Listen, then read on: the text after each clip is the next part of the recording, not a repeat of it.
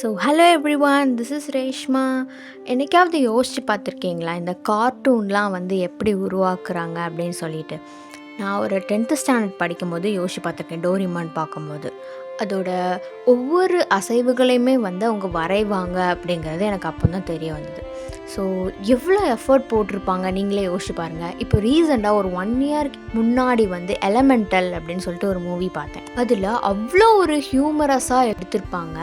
Girl வந்து ஒரு ஃபயராக இருப்பா, பாய் வந்து வாட்டராக இருப்பான். அவங்க 2 பேரும் ஒன்று சேர முடியாது, அப்படி தானே? ஆனாலும் அங்கே ஒரு கெமிக்கல் ரியாக்ஷன் நடந்து அவங்க 2 பேரும் சேர்றாங்க. அது எப்படி அப்படின்னு சொல்லிட்டு நம்மளுக்கெலாம் ஒரு க்யூரியாசிட்டியை கொண்டு வர அளவுக்கு வந்து அந்த ரொம்ப ஹியூமரஸாக அந்த மூவியை எடுத்திருப்பாங்க. இந்த டிஸ்னி மூவிஸ்லலாம் பார்த்தாலுமே நம்மளுக்கு அப்படி தான் இருக்கும். கை அசைவுகள், அவங்க சிரிக்கிறது, அவங்க கண்ணு மூடி திறக்கிறது கூட அவ்வளோ அழகாக அதை வந்து நீட்டாக அரேஞ்ச் பண்ணியிருப்பாங்க. இப்போது ஆர்டிஃபிஷியல் இன்டெலிஜென்ஸ்லாம் இருக்குது, அப்படி தானே? ஆனால் அவங்க அதை இன்ஸ்பயர் ஆகிற அளவுக்கு ஒரு கதை வேணும். அப்போ தானே நம்ம இந்த காலம் வரைக்கும் அதுக்குன்னு ஒவ்வொரு வேர்ஷனாக வந்து எடுக்க முடியுது. ஒரு நல்ல கதை இருந்தால் தானே அவங்களால வந்து இத்தனை வேர்ஷன்ஸையும் எடுத்து அதை சக்ஸஸ்ஃபுல்லாக கொண்டு போக முடியும். நீங்களே யோசிச்சு பாருங்கள். இப்போ for example beauty and the beast எடுத்துக்கலாமே. அதை அனிமேஷன் மூவியாக ஃபஸ்ட்டு எடுத்திருப்பாங்க. அதுக்கப்புறம் ஒரு டெக்னாலஜி வளர்ந்தக்கப்புறம் அதுலேயே வந்து கொஞ்சம் அட்வான்ஸ் அனிமேஷனாக எடுத்திருப்பாங்க. அதுக்கப்புறம் அதே மனுஷங்களை வச்சும் எடுத்திருப்பாங்க. அந்த கதை நல்லா இருக்க போய் தான் அதை அனிமேஷன் மூவியாகவும் எடுத்து சக்ஸஸ்ஃபுல்லாகவும் கொண்டு போகிறாங்க. இப்போ ஆர்டிஃபிஷியல் இன்டெலிஜென்ஸ் காலமாக இருக்குது. ஆனால் முன்னாடி காலத்தில் அது அப்படி இல்லை, அப்படி தானே? ஆனால் அதே வைபோட எல்லா மக்களும் என்டர்டைன்மெண்ட் ஆகிற அளவுக்கு நம்ம மைண்டில் ஒரு ஃபேண்டசி வேர்ல்டை, ஒரு ஃபேரி வேர்ல்டை க்ரியேட் பண்ணுறதுக்கு நம்மளுக்கு வந்து சொன்னால் மட்டும் போதாது, அப்படி தானே? நல்லா எழுத போய் தான் ஓகே நம்ம இந்த கதையை கொண்டு போகலாம் அப்படின்னு சொல்லிட்டு அவங்களுக்கு தோணும். ஸோ ஒருத்தங்க அந்த கதையில் இன்ஸ்பயர் ஆகிற அளவுக்கு அவங்க அதை எழுதணும். கதைலாம் எப்படியும் ஸ்கிரிப்ட் எழுத போய் தானே வரும். நீங்களே யோசிச்சு பாருங்கள். அந்த கதையை அழகாக எழுத போய் தான் நம்மளுக்கு அதை இன்ஸ்பயர் ஆகி அடுத்தடுத்தது நம்ம இமேஜின் பண்ணி அதை ட்ராவே பண்ண முடியும். ஸோ மேக்ஸிமம் இந்த டிஸ்னி மூவிஸ், ஃபேரி டெய்ல், இது எல்லாமே வந்து எழுதப்பட்ட ஒரு ஒர்க்காக தான் இருந்திருக்கு. அதுவும் நம்ம சாதாரணமாக எழுதியிருக்காங்க அப்படின்னு நம்ம நினைக்க முடியாது. சாதாரணமாக she has blue eyes, she has soft skin அப்படின்னு சொல்லிட்டு நம்ம நார்மலாக சொன்னோம் அப்படின்னா அது வந்து அந்தளவுக்கு நல்லா இருக்காது. ஆனால் அவங்க உண்மையிலே எப்படி எழுதியிருக்காங்க அப்படின்னா, her skin was like a rose petal, pure and clear. Her eyes were as blue as the deepest lake. இந்த மாதிரி எழுதுனாதான் நம்ம மைண்ட்லேயுமே வந்து இமேஜின் பண்ணணும்னு தோணும். இந்த மாதிரி பேசணும் அப்படின்னா இந்த காலத்தில் ஃப்ளர்ட் பண்ணுறதுக்காக பிக்கப் லைன் தான் யூஸ் பண்ணுறாங்க அப்படின்னு சொல்லிட்டு போயிடுவாங்க. இது பொயட்ரி, லிட்ரேச்சர், பிக்சரைசேஷன் பண்ணுற அளவுக்கு அவங்க எழுதுனா மட்டும்தான் நம்ம இமேஜினேஷன் லெவலுமே அதிகமாகி அந்த ஸ்டோரிக்குள்ளே நம்ம இன்வால்வ் ஆகும். ஸோ இன்றைக்கி நம்ம அந்த மாதிரி ஒரு ஸ்டோரியில் ஒன்று தான் நம்ம பார்க்க போகிறோம். த லிட்டில் மர்மெய்ட் அப்படிங்கிற இந்த ஸ்டோரியை டிஸ்னி மூவியில் நிறைய வேர்ஷனாக நம்ம பார்த்துருப்போம். ஒரு ஹாப்பி என்டிங் கொடுக்குற ஒரு வேர்ஷனாக பார்த்துருப்போம். ஆனால் இதோட ஆக்சுவல் ஸ்டோரி ஒரு சேட் என்டிங்கில் முடிகிற மாதிரி தான் அதோட original writer Hans Christian Anderson அப்படிங்கிற பிரிட்டிஷ் ரைட்டர் எழுதியிருப்பார். அவர் இந்த ஒரு ஸ்டோரியை மட்டும் எழுதியிருக்க மாட்டார். நம்மளுக்கு ரொம்ப ஃபெமிலியரான ஸ்டோரிஸ், அக்லி டக்லிங், அதுக்கப்புறம் ஸ்னோ குயின், அப்புறம் தம் சைஸில் இருக்க தம்பலீனா, இந்த ஸ்டோரிஸ் எல்லாம் அவர் தான் எழுதியிருக்காரு. என்னைக்காவது யோசிச்சு பார்த்துருக்கீங்களா நம்ம லைஃப் இறந்தக்கப்புறம் எப்படி இருக்கும்? நம்ம எப்படி பிறந்தோம்? சின்ன வயசில் நம்மளுக்கு ஏதாவது நடந்தது ஞாபகம் இருக்கா? இறந்தக்கப்புறம் என்ன நடக்கும் அப்படிங்கிறத யோசிக்கும் போது நம்மளுக்கு நம்ம பாடியில் நம்மளை அறியாமல் ஒரு ஜர்க் வரும், அப்படி தானே? நான் அதை நிறைய டைம் ஃபீல் பண்ணியிருக்கேன். ஸோ இந்த மாதிரி ஃபீல் பண்ண ஒருத்தங்களுக்குலாம் ஒரு சீக்ரெட் சொல்கிறேன். ஒரு மித் இருக்குது. என்ன அப்படின்னா, ஹியூமன் பாடி அப்படிங்கிறது வந்து தான் மார்ட்டல், பட் ஹியூமன் சோல் அப்படிங்கிறது வந்து இம்மார்ட்டல், அழியாத ஒன்று அப்படிங்கிறத வந்து இந்த ஸ்டோரியில் நம்புகிறாங்க. இப்போ ஏரியல் அப்படின்னு நேம் வச்சிருக்க இந்த லிட்டில் மர்மெய்டோட ஸ்டோரியை தான் நம்ம பார்க்க போகிறோம். Without further ado, let's dig into the story scoop by Reshma. So பிகினிங்கில் என்ன நடக்குது அப்படின்னா, ஒரு டீப் ஓஷனில் ஃபுல்லாக அப்படியே கிறிஸ்டலால் பில்ட் பண்ணப்பட்ட பிளேஸை வந்து டிஸ்கிரைப் பண்ணுறாங்க. அந்த பீப்புளெலாம் இருக்கிறாங்க அப்படின்னு சொல்கிறாங்க. ஸோ அந்த லிட்டில் மர்மெய்டோட அப்பா தான் வந்து கிங்காக இருக்கார். ஸோ லிட்டில் மர்மெய்டுக்கு 5 சிஸ்டர்ஸ் இருக்குது. இவ தான் 6th ஒன். சின்ன வயசுலேருந்து என்ன அப்படின்னா அவங்களோட 60th பர்த்டேக்கு தான் வந்து என்ன பண்ணணும் அப்படின்னா அவங்க தண்ணிக்கு மேலே போய் பார்த்துட்டு வரலாம். அந்த லேண்டு இருக்கிற மக்கள் எல்லாரையுமே வந்து அந்த தண்ணிக்கு வெளியே போய் அவங்க போய் பார்த்துட்டு வரலாம் அப்படின்னு சொல்லிட்டு பெர்மிஷன் அவங்களுக்கு உண்டு. அது வரைக்கும் அவங்களால அதை பார்க்க முடியாது. ஸோ இதுக்கு முன்னாடி ஷிப்லாம் பிரேக் ஆகிக்கும்ல, ஸோ அது வந்து கீழே வந்து அங்கங்கே கிடக்கும்போது அதில் உள்ள திங்ஸ் எல்லாம் வந்து இந்த சிஸ்டர்ஸ்லாம் எடுத்து அவங்களுக்கு தேவையான திங்ஸு, டெக்கரேட்டிவ் திங்ஸ்லாம் எடுத்து அவங்களோட ரூமை டெக்கரேட் பண்ணுறதுக்காக எடுத்து வச்சுக்குவாங்க. ஸோ நம்ம லிட்டில் மர்மெய்ட் என்னதை எடுத்திருக்காங்க அப்படின்னா ஸ்டாச்சு, ஒரு பிரின்ஸோட ஒரு ஸ்டாச்சு இருக்குது. அந்த ஸ்டாச்சு எடுத்து அவங்க பெட் பக்கத்தில் எப்போதும் வச்சுக்குவாங்க. ஸோ இந்த பிரின்ஸ் வந்து இவருக்கு கால் இருக்கே அப்படின்னு சொல்லிட்டு ரொம்ப ஆச்சரியமாக பார்த்துட்டு இருப்பாங்க. லிட்டில் மர்மெய்டுக்கு அந்த பிரின்ஸை ரொம்ப பிடிச்சிரும். அவங்க மீட் பண்ணுறதுக்கு முன்னாடியே அந்த பிரின்ஸை ரொம்ப பிடிச்சிரும். ஸோ அவங்களோட 60th பர்த்டே எப்போ வரும்னு சொல்லிட்டு ரொம்ப ஆவலாக பார்த்துட்ருப்பாங்க. அவங்களோட ஒவ்வொரு சிஸ்டரும் போய் அதை போய் விசிட் பண்ணிவிட்டு அந்த இருக்கிற பிளேஸ் எல்லாம் வந்து நம்ம இவகிட்ட டிஸ்கிரைப் பண்ணும்போது இவளுக்கு ரொம்ப ஹாப்பியாக இருக்கும். நான் எப்போ போவேன் அப்படிங்கிற ஒரு ரொம்ப ஈகர்னஸோடு இவ காத்துக்கிட்டே இருப்பாள். ஸோ ஒரு சிஸ்டர் போய் விசிட் பண்ணிட்டு அங்கே உள்ள பிள்ளைங்களை பற்றி பேசுவாங்க. அங்கே விளையாண்டுட்டு இருந்தாங்க சின்ன சின்ன பிள்ளைகள் அப்படின்னு சொல்லுவாங்க. அதுக்கப்புறம் இன்னொரு சிஸ்டர் போகும்போது ஸ்ப்ரிங் டைமாக இருக்கும். ஸோ அவங்களுக்கு பெருசாக எதுவும் தெரிஞ்சிருக்காது. அப்புறம் இன்னொரு சிஸ்டர் போகும்போது அங்கே ஸ்கையை பார்த்தேன், அந்த ஸ்கை ரொம்ப ப்ளூவாக ரொம்ப அழகாக இருந்தது அப்படின்னு சொல்லுவாங்க. அதுக்கப்புறம் இன்னொரு சிஸ்டர் போகும்போது அங்கே மக்கள்லாம் ரொம்ப ஹாப்பியாக அவங்களோட ஃபெஸ்டிவலை என்ஜாய் பண்ணிகிட்டு இருந்தாங்க அப்படின்னு சொல்லுவாங்க.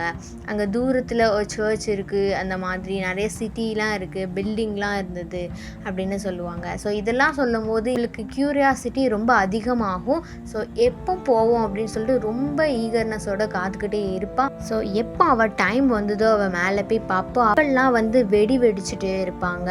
அங்கே ஒரு பிரின்ஸு ரொம்ப அழகாக ரொம்ப சாமிங்காக டான்ஸ் ஆடிட்டு இருப்பார், பாட்டு பாடுவார். அதெல்லாம் பார்த்து இவளுக்கு ரொம்ப பிடிச்சிரும். யார் இது அப்படின்னு சொல்லிட்டு ரொம்ப ஆவலாக பார்த்துட்ருப்பா. ஸோ அந்த பிரின்ஸுக்கு வந்து அன்றைக்கி பர்த்டேவாக இருக்கும். ஸோ அவங்க ஊர் மக்கள் எல்லாருமே செலிப்ரேட் பண்ணிகிட்ருப்பாங்க. ஸோ அந்த ஷிப்பில் அவர் வந்துக்கிட்டு இருக்கும்போது என்ன நடக்கும் அப்படின்னா ஒரு பெரிய ஸ்ட்ரோம் வந்து அந்த ஷிப் அப்படியே மூழ்கி போயிடும். ஸோ மூழ்கி போனோன்னே எல்லா மக்களும் அங்கே வந்து தண்ணிக்குள்ளே ட்ரான் ஆயிடுவாங்க. ஸோ இவா அந்த பிரின்ஸையும் பார்க்குறா, நம்ம போய் காப்பாற்றணும், அவருக்கு ஏதாவது ஆயிரும் அப்படின்னு சொல்லிட்டு போய் காப்பாற்றி அவரை லேண்டில் போய் சேஃபாக சேர்த்துருதா. அவரோட அந்த டிசீனஸ்லேயே வந்து கண்ணை தொடர்ந்து பார்க்கும்போது ஒரு பொண்ணு மட்டும் தெரியுறா, ஏதோ ஒரு பொண்ணு என்னை காப்பாற்றிருக்கா. திருப்பியும் அவர் மயக்க நிலையிலே போயிடுறாரு. ஸோ கொஞ்ச நாள் கழிச்சு யார் அந்த பொண்ணாக இருக்கும்னு சொல்லிட்டு அவரும் வலை வீசி தேடிட்டு இருப்பார். ஸோ நம்ம லிட்டில் மர்மெய்டுக்கும் இந்த பிரின்ஸை ரொம்ப பிடிச்சிரும். பிடிச்சக்கப்புறம் என்ன பண்ணுறா அப்படின்னா அவங்க பாட்டிக்கிட்ட போய் நான் இப்படி மாறலாமான்னு கேட்டதுக்கு முடியவே முடியாது அப்படின்னு சொல்லிடுவாங்க. ஸோ அங்கே இருக்கிற ஒரு சீ விச்சை போய் மீட் பண்ணலாம் அப்படின்னு சொல்லிட்டு போய் பார்க்கும்போது அந்த சீ விச் பதிலுக்கு நீ எனக்காக ஏதாவது ஒன்று கொடுக்கணும் அப்படின்னு சொல்லி கேட்பாங்க. உன்னோட வாய்ஸ் வந்து ரொம்ப அழகாக இருக்குது, அது வந்து இங்கே இருக்கிற இந்த ஓஷன்லே வந்து ரொம்ப ப்ரிஷியஸான ஒன்று, அது எனக்கு கொடுத்துரு அப்படின்னு சொல்லிட்டு அந்த சீ விச் வந்து பதிலுக்கு கேட்கும்போது இவளும் தன்னோட வாய்ஸை கொடுத்துருவா. ஸோ அதுக்கு ஒரு போர்ஷன் ரெடி பண்ணும்போது அந்த சீ விச் வந்து உன்னோட நாக்கையும் கட் பண்ணி தந்துரு அப்படின்னு சொல்லிட்டு கேட்பாங்க. ஸோ இவளும் அதுக்கு தகுந்த மாதிரி கொடுத்துருவா. அதுக்கப்புறம் இந்த சீ விச்சோட பிளட் எல்லாத்தையும் சேர்ந்து ஒரு போர்ஷனை உருவாக்கி இவ கையில் கொடுத்துருவாங்க. இவளும் அதை குடிச்சிட்டு இவளுக்கு ஹியூமன் லெக் வர ஆரம்பிச்சிரும். ஸோ இவ வந்து சீ விச் வந்து சொல்லியிருப்பா முன்னாடியே, நீ ஒவ்வொரு நடக்கும்போது உன்னோட ஒவ்வொரு கால் ஸ்டெப்பும் எப்படி இருக்கும் அப்படின்னா நீ ஒரு நைஃப்பில் நடக்கிற மாதிரி இருக்குங்க. சொன்னோடனே இவ வந்து பரவாயில்ல, என் பிரின்ஸ்க்காக நான் என்னனாலும் பண்ணுவேன் அப்படின்னு சொல்லிடுவா. அதுக்கப்புறம் இன்னொரு வார்னிங் கொடுப்பா. என்ன அப்படின்னா இந்த பிரின்ஸை நீ மேரேஜ் பண்ணிக்கிட்ட அப்படின்னா நீ வந்து அவன் கூட ஹியூமனாக நீ லைஃப் லாங் வாழலாம், ஆனால் உனக்கு வந்து இம்மார்டல் சோல் கிடையாது. கல்யாணம் பண்ணிக்காம இருந்துட்டான் அப்படின்னா நீ வந்து அப்படியே தண்ணியில் என்னவா போயிடுவ, ஃபார்மாக ஆயிடுவ. உனக்கு வந்து மர்மெய்டாகவும் சரி ஹியூமனாகவும் சரி எந்த விதமான லைஃப்பும் கிடையாது, சோலும் கிடையாது அப்படின்னு சொல்லிட்டு அந்த விச் வந்து வார்ன் பண்ணிடுவா. என் பிரின்ஸ்க்காக நான் என்னனாலும் பண்ணுவேன்னு சொல்லிட்டு எல்லா சாக்ரிஃபைஸும் பண்ணிட்டு அவனுக்காக லேண்டுக்கு போகிறா. 2 பேருமே வந்து நிறைய டைம் ஸ்பெண்ட் பண்ணுறாங்க. பிரின்ஸுக்கும் இவ்வளோ ரொம்ப பிடிக்க ஆரம்பிச்சிரும். ஸோ பிரின்ஸுக்கு எப்படியாவது இன்ஸ்பயர் பண்ணணும் அப்படின்னு சொல்லிட்டு அவளோட டான்ஸ் மூலமாக வந்து அவனை இன்ஸ்பயர் பண்ணணும்னு நினைக்க பிரின்ஸுக்கு அதுவும் ரொம்ப பிடிச்சிரும். இந்த விச் சொன்ன மாதிரி அவளோட ஒவ்வொரு ஸ்டெப்பும் நைஃப்பில் நடக்கிற மாதிரி இருக்கும். ஆனாலும் அவனுக்காக டான்ஸ் ஆடி அவனை இம்ப்ரெஸ் பண்ணணும்னு நினைப்பா. பட் என்ன நடக்கும் அப்படின்னா கடைசியில் நெய்பரிங் கண்ட்ரியில் ஒரு பிரின்சஸை தான் வந்து மேரேஜ் பண்ண சொல்லிடுவாங்க அவங்க. ஸோ நான் வந்து எப்படியாவது பண்ணி தான் ஆகணும் அவளை மேரேஜ்னு சொல்லிட்டு லிட்டில் மர்மெய்ட் நீ வந்து எப்போதும் என் கூட இரு அப்படின்னு சொல்லிட்டு இவன் சொல்லிடுவான். மர்மெய்டுக்கு ரொம்ப கஷ்டமாக இருக்கும், என்ன பண்ணன்னு தெரியாது, எப்படியாவது அவனுக்கு தெரிஞ்சிடாதா அப்படிங்கிற ஒரு ஆவலோட பார்த்துட்டே இருப்பா, எப்போதும் அவன் கூட இருக்கணும்னு நினப்பா. ஆனால் அந்த நெய்பரிங் கண்ட்ரியில் உள்ள அந்த பிரின்சஸ் பார்க்குறதுக்கு அவனை காப்பாற்றின பிரின்சஸ் மாதிரியே இருக்க மாதிரி அவனுக்கு தோணும். ஸோ அவன் வந்து என்ன பண்ணுவான் அப்படின்னா, நான் என்னை காப்பாற்றினது இவ தான், அப்போ நான் இவ்வளோ தான் நான் கல்யாணம் பண்ணிக்குவேன் அப்படின்னு சொல்லிட்டு அவங்க 2 பேரும் மேரியும் பண்ணிக்குவாங்க. பண்ணக்கப்புறம் இவளால் இனிமேல் வாழ முடியாது, ஒரு ஃபார்மாக மாறப்போகிறா, சோலும் கிடையாது இவளுக்கு. அப்படிங்கிற நேரத்தில் இவ இருக்கும்போது அவளோட சிஸ்டர்ஸ் எல்லாருமே வந்து என்ன பண்ணுவாங்க அப்படின்னா, அவங்களோட ஹேரை மொத்தமாக அந்த சீவேஜுக்கு கொடுத்துட்டு எங்கள் தங்கச்சியை நான் காப்பாற்றணும், ஏதாவது ஒரு வழி சொல்லுங்கன்னு சொல்லிட்டு ஒரு ஸ்வாடை வாங்கிட்டு வருவாங்க. ஸோ அந்த ஸ்வாட் வந்து இவ என்ன பண்ணணும் அப்படின்னா, அந்த ஸ்வாடை வச்சு அந்த பிரின்ஸை கொலை பண்ணணும். கொன்னுட்டா அப்படின்னா மர்மெய்டாக மாறிடலாம். நம்ம லிட்டில் மர்மெய்டுக்கு என்ன பண்ணணும்னு தெரியாது, என் லைஃப் முக்கியமா இல்லை பிரின்ஸை நான் கொலை பண்ணிவிட்டு என் லைஃப்பை நான் திருப்பி வாங்கிக்கலாமா அப்படின்னு சொல்லிட்டு ரொம்ப கன்ஃபியூஷனில் அவள் போய் பார்க்கும்போது அந்த பிரின்ஸும் அந்த பிரின்ஸஸும் ரொம்ப ஹாப்பியாக இருப்பாங்க. ஸோ இந்த பிரின்ஸ் ஓகே, இவன் வந்து என்னோடய பிரின்ஸ் வந்து ஹாப்பியாக இருக்கட்டும் அப்படின்னு சொல்லிட்டு அவனை குத்தாமல் கடைசியில் இவள் ஃபார்மாக மாறிடுவாள். கடைசி வரைக்குமே லிட்டில் மர்மெய்டு வந்து சாக்ரிஃபைஸ் மட்டும்தான் பண்ணியிருப்பா.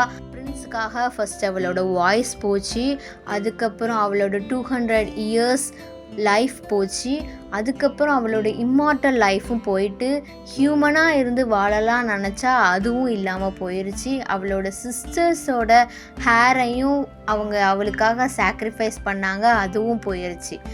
எல்லாத்தையும் சாக்ரிஃபைஸ் பண்ணிவிட்டு கடைசியில் இவள் ஃபார்மாக ஆகிட்டா. பட் அந்த சோலெல்லாம் மேனேஜ் பண்ணுற மாதிரி நிறைய ஃபேரிஸ்லாம் இருப்பாங்க. ஸோ அந்த மர்மெய்டுக்கெலாம் என்ன அப்படின்னா ஒரு ஃபேரிஸ் இருப்பாங்க. அவங்க என்ன பண்ணுவாங்க அப்படின்னா, ஹியூமன் தப்பு பண்ணிவிட்டு அவனே வந்து இம்மார்ட்டல் சோல் கிடைக்குது அவனுக்கு, ஆனால் உனக்கு ஏன் கிடைக்கக்கூடாது, நீ அவனுக்காக எவ்வளவோ சாக்ரிஃபைஸ் பண்ணியிருக்க, நீ கடைசி வரைக்கும் அப்போ என்னவா இரு, நீ வந்து ஒரு சோலாக நீ இம்மார்ட்டலாக இருக்கலாம் அப்படின்னு சொல்லிட்டு அந்த ஃபேரிஸ் எல்லாரும் சேர்ந்து இவளுக்கு இம்மார்ட்டல் சோல் கொடுத்துருவாங்க. ஸோ இதோட இந்த ஸ்டோரி முடிஞ்சிடும். இவங்க 2 பேருமே சேர மாட்டாங்க. ஸோ இதை சேர்ற மாதிரி தான் வந்து நம்ம நெக்ஸ்ட் மூவிஸ்லலாம் பார்த்துருப்போம். பட் இதுதான் இதோட ஒரிஜினல் ஸ்டோரி. இந்த எண்டிங் உங்களுக்கு பிடிச்சிருக்கா, இல்லை இதுக்கப்புறம் மூவிஸில் உள்ள எண்டிங்லாம் உங்களுக்கு பிடிச்சிருக்கா அப்படிங்கிறத வந்து எனக்கு கமெண்ட் பண்ணுங்கள். And don't forget to click the bell icon and have a story scoop with Reshma.